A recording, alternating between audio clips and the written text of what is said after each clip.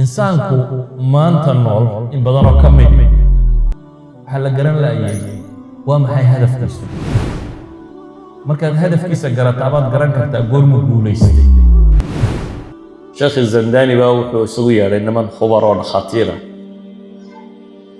markaasuu cilmi tashriix uu ka waraystay bini aadamku wadnuhu muxuu qabtaa muxuu taraa muxuu jirka ugu jiraa waa la sharxay beerku muxuu taraa kaliyu muxuu taraa kani muxuu taraa waa la sharxay kadib wuxuu yidhi waxaan oo dhan ahdaaftoodii garanay marka la isku wada daray uu qof noqdo ka warrama maxaa loogu talagalay isaga and that's philosophy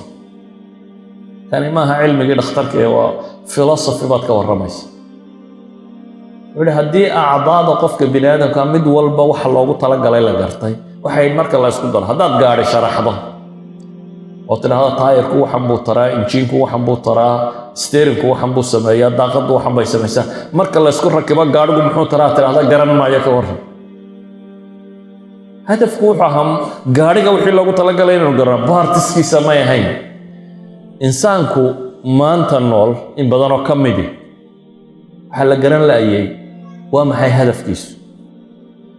markaad hadafkiisa garataa baad garan kartaa goormu guulaystay waayo hadafka markuu gaadho buu guulaystaa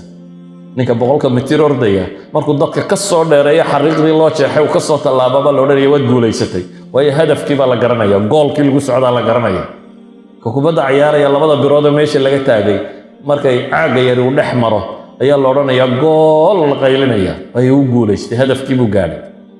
wixii bahashaba loo ereeriyey waxay inay halkaa ka baxdo haddaad noloshaba garan weydo marka hadafka laga leeyahay waxaad u nooshay haddaad garan weydo abidkaa guulaysan maysid se waxaad guulaysanaysaa markaad waxa sokoo dhan u arkayso ahdaaf marxaliya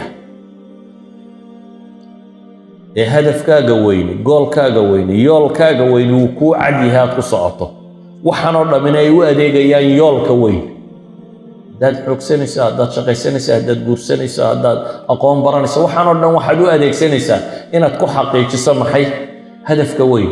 markaasay noloshu macno samaynaysaa